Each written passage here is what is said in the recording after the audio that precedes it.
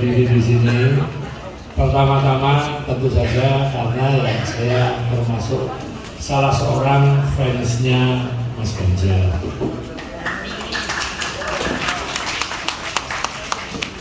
Kalau ngomongin Ganjar langsung dirajam netizen. Kedua, saya ini juga mengidolai penulis buku ini, Paman Hamid Basyari. Saya sengaja menyebut Paman untuk meremajakan diri saya, karena Paman Ham ini untuk kawan-kawan ketahui, dia itu ustadz saya. Sejak tahun 80-an menjadi ustadz saya, tapi konsisten gagal memualafkan saya.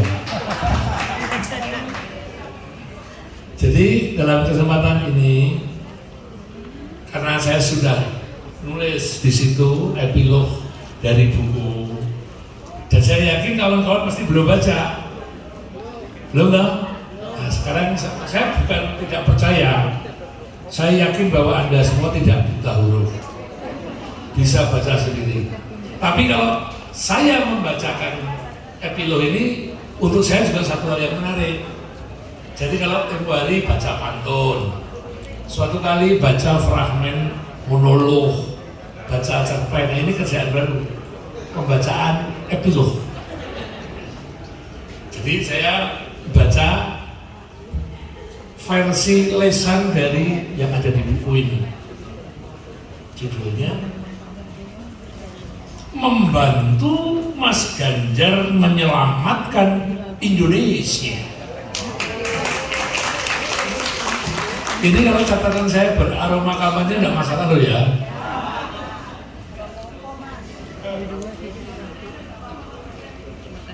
Koyo Ganjaris kabeh asli. Dari pemaparan gamblang di buku ini, saya jadi merasa kerdil. Betapa selama ini saya ini cuma sok tahu banyak sisi-sisi kepemimpinan yang harus saya gali lebih dalam. Kelihatan sekali Mas Ganjar Pranowo ini sangat siap untuk menjadi Presiden Republik Indonesia. Loh, benar.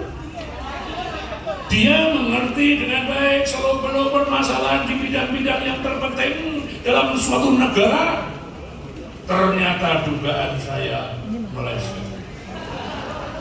Saya itu sering melihat politisi dengan mata terpicing. Mas Ganjar saya bayangkan sejenis politisi yang sekadar konsisten mencela-menceli. Esok beli, sore tempe. Ternyata tidak. Saya keliru. Asuh.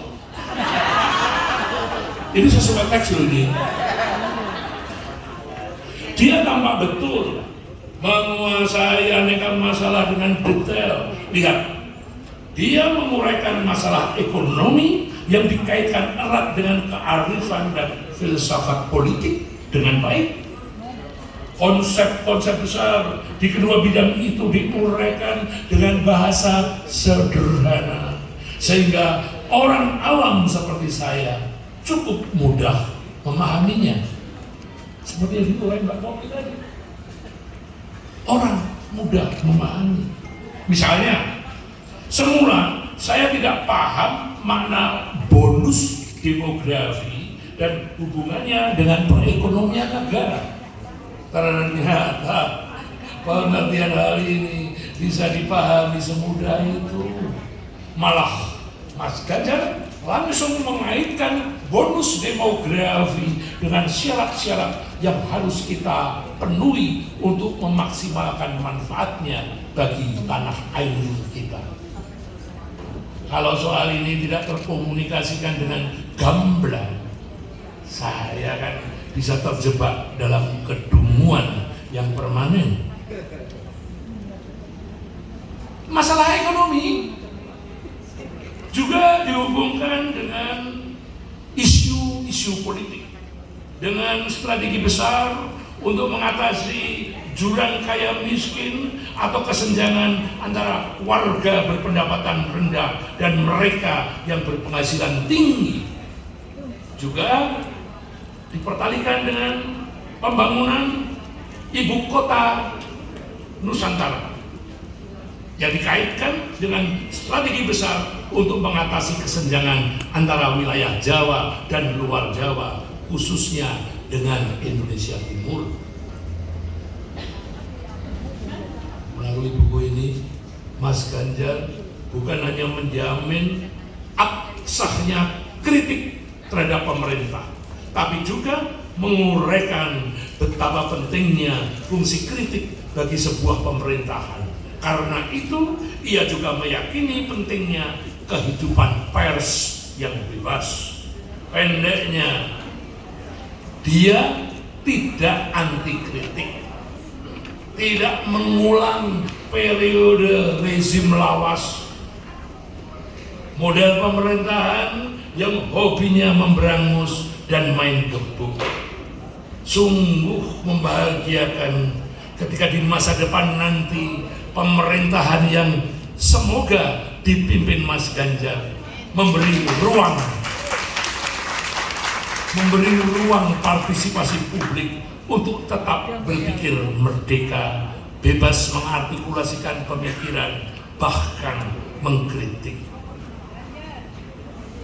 Mas Ganjar juga mengungkapkan ide-ide segar dan padat tentang upaya menjamin penegakan hukum yang kuat, tentang pengembangan iptek yang komplit, tentang politik luar negeri kita, bahkan juga tentang posisi agama dalam negara. Isu yang terakhir ini bagi saya sangat penting dan telah menjadi keprihatinan saya sejak lama. Maka membaca uraian Mas Ganjar tentang posisi agama dan hubungannya dan hubungan ideal agama negara di negara kita, hati saya terasa plong. Kita bakal bisa berdialektika soal agama secara kaliuran, sejuk, tanpa ada yang memonopoli kebenaran. Disinilah saya bakal merasakan Pancasila bukan sekadar statement politik dan hafalan, bukan, tapi Pancasila akan terperistiwakan menjadi fakta sosial yang sangat sehari-hari.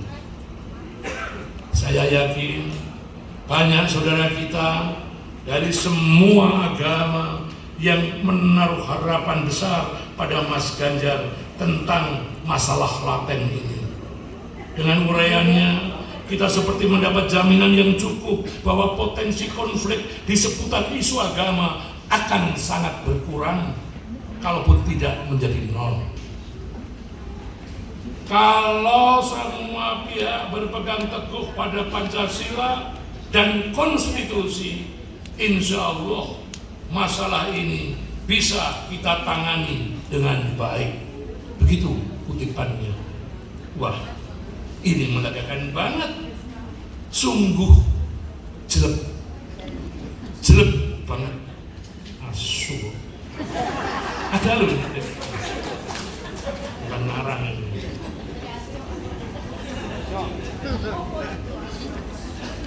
Artinya aku cinta padamu.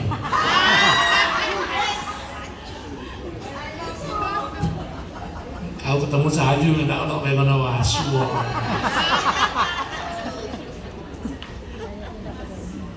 Dan saya 150% setuju dengan semangat normatif Mas Ganjar. Marilah kita kembali saja pada norma-norma dasar yang sudah kita sepakati bersama sejak awal negara majemuk ini berdiri hampir 80 tahun yang lalu. Mas Ganjar ingin kembali berpegang teguh pada norma-norma itu dan berjanji akan melaksanakan dengan sebaik-baiknya di lapangan. Mari kita dukung bersama tekad dan semangatnya yang mulia ini. Bagi saya yang mengejutkan, tapi ini keterkejutan yang mengembirakan, adalah wawasan mendalam dan pilihan kebijakan yang akan ditempuhnya di bidang kebudayaan juga kesenian. Sebagai seniman, saya dan pasti juga kawan-kawan seniman yang lain di seluruh Indonesia sangat berbesar hati dan berterima kasih atas sikap Mas Ganjar ini yang mudah-mudahan terpilih menjadi presiden kita tahun depan. Terus terang ya, saya itu belum pernah mendengar paparan yang begitu luas, dalam, dan jernih di seputar urusan ini dari para pejabat tinggi di tingkat manapun sejak berpuluh-puluh tahun lalu.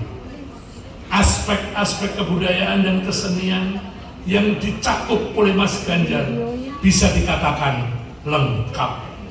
Dari mulai budaya lokal, seni tradisi, seni modern, musik, film, beserta sisi ekonomi, dari semuanya itu termasuk kaitannya dengan dunia pariwisata dibahas dengan sangat baik. Sudah tentu juga soal pesatnya perkembangan dunia maya dan budaya digital dan hubungannya dengan pengembangan kesenian dan kebudayaan kita. Bahkan yang tak kalah menarik, Mas Ganjar mengemukakan posisi yang jelas tentang cara bangsa kita menyikapi dengan layak masuknya budaya asing dan posisi budaya Indonesia sendiri di dalam dinamika percaturan budaya tersebut. Jadi kalau Anda membaca dengan cermat paparannya tentang isu ini di sini, pasti Anda sepakat dengan saya bahwa kandidat presiden kita yang satu ini benar-benar membawa harapan bagi Indonesia. Maka saya tidak menyimpan keraguan sedikit pun untuk memilih Mas Ganjar Pranowo. Saya yakin jika dia terpilih, saya berdoa setekun-tekunnya untuk ini. Orang yang jarang berdoa, doanya didengar Allah.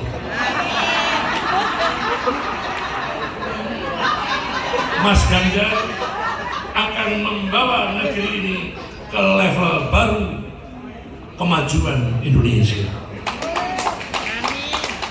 Dia akan menggenapkan berkah yang kita nikmati selama 10 tahun ini di bawah kepemimpinan Pak Jokowi yang inspiratif. Tapi saudara-saudara sebangsa dan setanah air, lawas ya Pak.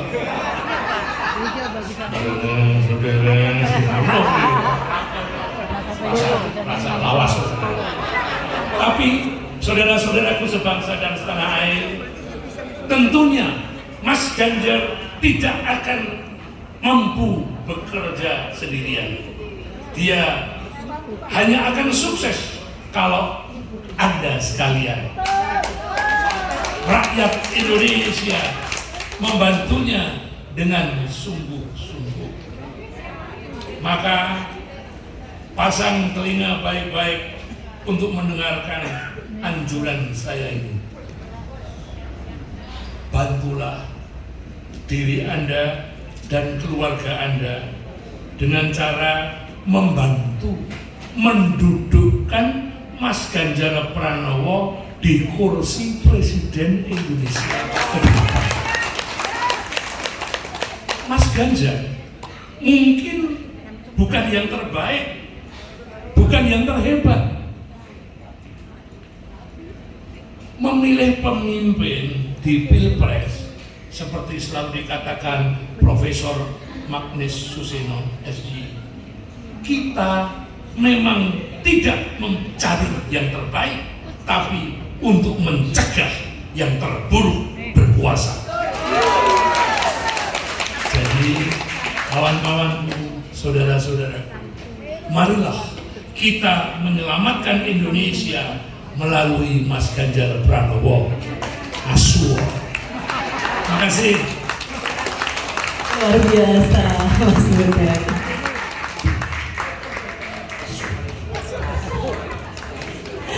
Epilog membantu Mas Ganjar menyelamatkan Indonesia, luar biasa. Kita sudah dengar bersama tadi ada Mbak Popi, Mas Once dan juga Mas Butet. Mungkin sebelum tanya jawab, mungkin Mas Hamid ada yang akan